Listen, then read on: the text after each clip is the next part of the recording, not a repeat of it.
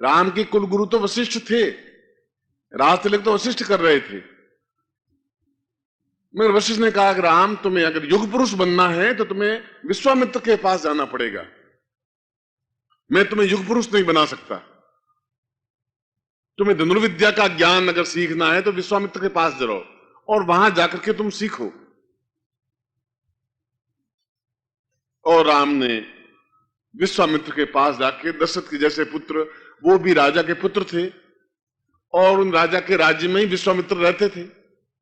दशरथ उनको ट्यूशन पे रख सकता था विश्वामित्र को बुला करके कि हमारे दोनों बच्चों को तुम पढ़ाओ, तुम्हें इतना पैसा रोज स्वर्ण मुद्राएं मिलेगी, ऐसा कर सकते थे। मगर नहीं, शिष्य स्वयं गुरु के पास जाए और अपना दुख, अपना दर्द, अपनी कथा, अपनी व्यथा अपनी कहे।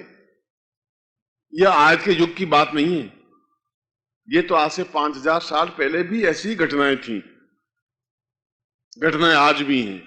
समय बदल गया है। समय यह बदल गया है कि हम इजी गोइंग हो गए हैं, सरल रास्ता अपनाने की क्रिया सीखने लगे। हमारे पास इतना समय नहीं बचा, हमारे पास इतना समय नहीं है कि हम गुरु के घर में रह करके 4 साल 8 साल साधना सीखें, ऐसा नहीं रहा। फास्ट चलने का जमाना आ गया। खाना कौन घर में इतने बने, फास्ट फूड, गए होटल में चाऊ माऊ लिया, थोड़ा सा लिया, केक लिया, ब्रेड लिया, खाए, पेट भरा, वापस नाश्ता किया, चले गए। और होटल हैं कम और फास्ट फूड बनने की कम से कम 3000 आपके कोटा में है, जहां कहीं केक बनता है, कहीं ब्रेड बनता है, कहीं बिस्कुट बनते हैं, कहीं चाऊ माऊ बनते हैं, कहीं पिज्जा बनता होगा, सैकड़ों ऐसे बनते हैं। क्योंकि फास्ट फूड हो गया। कौन पत्नी खाना बनाए, कौन इतनी माथा फोड़ी करे, कब बने साला, कौन आर्डर करे, बहुत तेजी से चलना है क्योंकि ड्यूटी पे जाना है। कौन साधना करे, कैसी साधनाएं करें। अब 3 साल की आप साधनाएं सिखाएं, हम 3-3 साल साधना कैसे करें, यह संभव नहीं रहा। युग बदला, युग बदला तो शिष्य भी बदले, शिष्य बदले तो गुरु को भी बदलना चाहिए। अब या तो गुरु आपको बहकाए, चिंता मत करो, राम का नाम लो, सब ठीक हो जाएगा, या तो ये क्रिया करें। क्योंकि हम हिंदुओं में, हम लोगों में सहन करने की शक्ति संसार में सबसे अधिक है। संसार में इतनी शक्ति कहीं पर भी नहीं है। मैं तो पूरे दुनिया में घूमा हूं, इतना सहन करने की शक्ति संसार में कहीं नहीं है। लड़का हो रहा है तो राम जी की मर्जी, नहीं हो रहा है तो राम जी की मर्जी। व्यापार में घाटा जा रहा है तो राम जी की कृपा है, व्यापार बढ़ रहा है तो राम जी की कृपा है, तकलीफ आ रही है तो राम जी की कृपा है, तकलीफ मिट गई, देखो राम जी की कृपा, तकलीफ मिट गई, रोग हो गया तो राम जी की कृपा है। हम बिल्कुल सहन करने की ही शक्ति रख दे। सहन इसलिए करते रहे कि पिछले कम से कम 1000 वर्षों से लोगों ने हम पर शासन किया। हूण आए, तुर्क आए, यमन आए, उन्होंने शासन किया, हमें दबाया, दबोचा। मुगल आए, उन्होंने राज्य किया, बाबर से लगा करके औरंगजेब तक। वो गए तो अंग्रेज आए, उन्होंने हमको दबोचा, हमें गुलाम बनाया। और धीरे धीरे धीरे हम सहन करते गए और हमारी खुद की विल पावर, शक्ति, क्षमता समाप्त हो गई। जो कुछ हो रहा है ईश्वर के कृपा से हो रहा है। हमने ये नहीं सोचा कि ईश्वर तो हम स्वयं हैं, हम कुछ कर सकते हैं, हम कुछ करेंगे तो ईश्वर हमारे साथ होगा, हम कुछ आगे बढ़ेंगे तो कोटा तक पहुंचेंगे, यहां तक पहुंचेंगे। ऐसा जब देवताओं ने अनुभव किया कि राक्षस हम पर हावी हो रहे हैं, तब उन्होंने पुंजीभूत स्वरूप बनाया, जिसको हमने जगदम्बा कहा, संसार की मां, जगद अंबा। एक ऐसी शक्ति, एक ऐसी आराधना, क्योंकि पुत्र तो कुपुत्र हो सकता है, कुपुत्रो जायेत क्वचिदपि कुमाता न भवति। बेटा तो कपूत हो सकता है, शंकराचार्य ने कहा है, कुपुत्रो जायेत क्वचिदपि कुमाता न भवति। मां तो कुमाता हो ही नहीं सकती, वह तो बेटे पर फिर भी आशीर्वाद ही देगी, क्योंकि उसने बहुत कष्ट झेला है, उसको अपने पेट में रख करके 9 महीने भार झेला है, दुख देखा है, उसको उत्पन्न किया है, उसको पैदा किया है। उसका स्वरूप, मां का स्वरूप ही अलग है। जितना वो कष्ट पुत्र को उत्पन्न करने में एक मां करती है, उतना तो संसार में कोई कर ही नहीं सकता। वो मां ही समझती है कि वो 9 महीने कितने कठिन वेदना के साथ में उसको बिताने पड़ते हैं, और पुत्र उत्पन्न करने के बाद भी उसको बड़ा करने के लिए कितना दुख देखती है, वो मां ही जानती है। खुद भीगे में सोती रहेगी, उसको सूखे में सुलाएगी।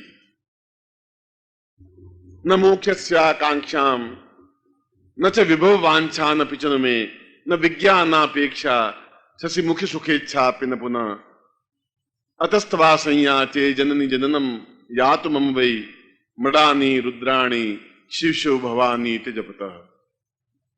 राम ने भी कहा कि पिता कैकेयी के वशीभूत हो गए हैं, एक सुंदर लड़की के, एक स्त्री के वशीभूत होकर के मुझे राज तिलक से हटा करके वनवास दे दिया है, पर कौशल्या तो कम से कम ऐसा नहीं हो सकती, और हुई भी नहीं।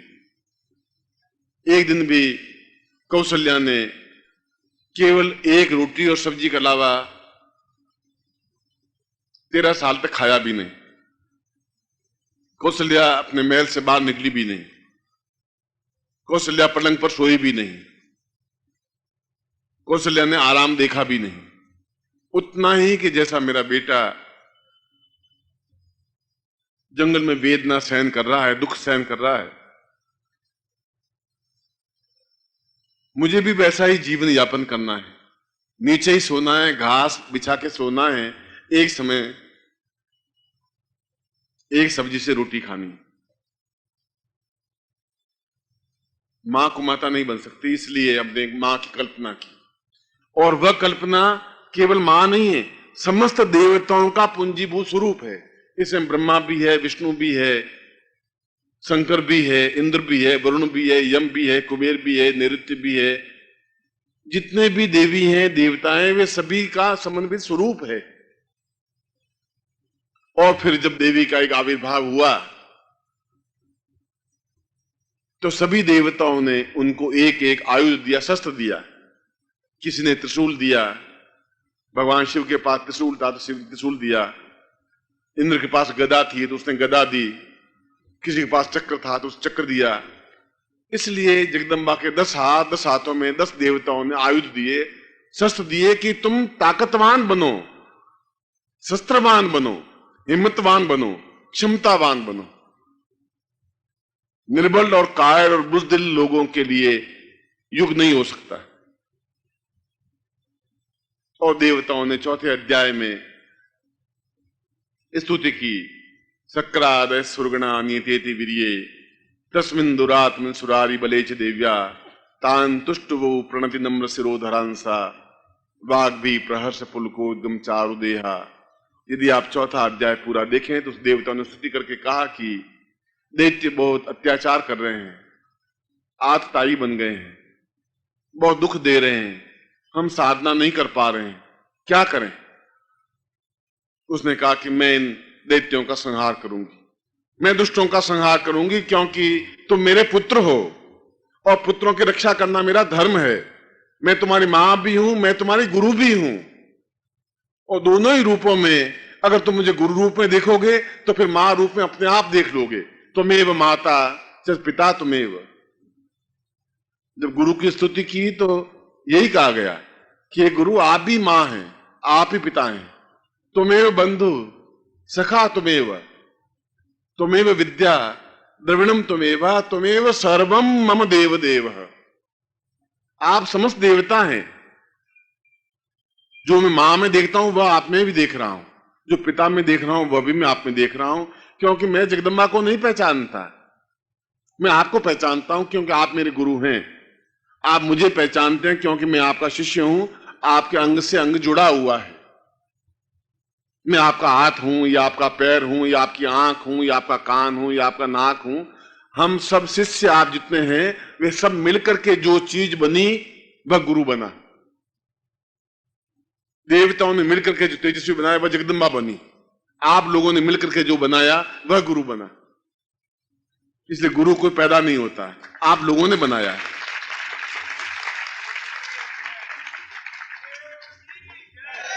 इसलिए गुरु अपने आप में कुछ नहीं है। और देव जगदम्बा ने कहा कि मैं तुम्हारे राक्षसों का वध करूंगी, तुम्हें निष्कंटक बनाऊंगी। अगर जगदम्बा ने कहा तो गुरु भी तुम्हें कह रहा है कि मैं तुम्हारी तकलीफों को दूर करूंगा, मैं तुम्हारी समस्याओं को दूर करूंगा।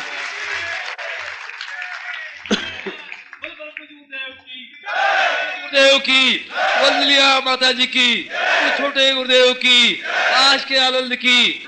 हर हर महादेव। ये तो हमारा शास्त्र कह रहा है। इसमें तो मैंने कोई अपने मन की बात जोड़ी नहीं, इसमें तो मैंने कोई ऐसी बात कही भी नहीं। आपको मैं निर्बल भी नहीं बनाया, कमजोर भी नहीं बनाया। ये भी नहीं कहा कि दुख सहन करो, कभी न कभी सुख के दिन आ ही जाएंगे, ऐसा मैंने आपको नहीं कहा। जगदम्बा ने भी नहीं कहा था। जगदम्बा तो मेरी खुद की मां है, आराध्या है। मैं तो 3 बार खुद उनकी पूजा करता हूं, आराधना करता हूं, दुर्गा सप्तशती का पूरा पाठ करता हूं। इसलिए वह मेरी भी उतनी ही आराध्या है जितनी आपकी है। मगर उनकी शक्ति से जो कुछ ज्ञान मुझे मिला है वह तुम्हारे सामने रखना मेरा कर्तव्य और धर्म है। यदि कोटा में मैं चंबल बांध नहीं जानता कि कहां है, तो आप में से किसी व्यक्ति को लिख के जाऊंगा कि भाई चंबल बांध मुझे कहां है, मुझे दिखा दो, मैं देखना चाहता हूं। कोटा के रहने वाले किसी व्यक्ति को ही साथ में ले जाऊंगा। यदि आप दुख को दूर करने और जगदम्बा को नहीं पहचानते कि आखिर जगदम्बा कैसी है, आपने जो देखा है वह तो चित्र है और एक चित्रकार ने बनाया है। चित्रकार ने भी जगदम्बा को देखा नहीं था, बनाया है। जो कुछ शास्त्र में लिखा है, आपने भी जगदम्बा को देखा नहीं है, वो चित्रकार ने बनाया, वह देख लिया है। मैं गुरु ने देखा है, तभी वो गुरु बना है।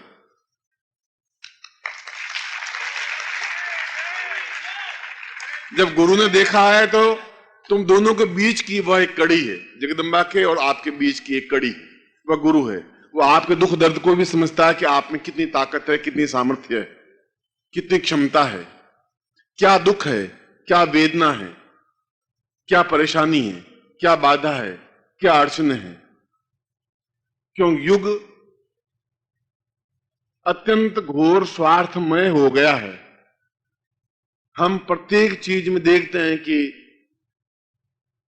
हमारा स्वार्थ कैसे पूरा होता है।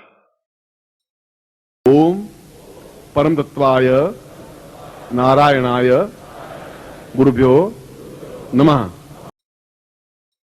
ओम ह्रीं मम प्राण देह रोम प्रतिरोम चैतन्य जाग्रय ह्रीं ओम नमः। ओम भूर्भुवः स्वः तत्सवितुर्वरेण्यं भर्गो देवस्य धीमहि धियो यो नः प्रचोदयात्।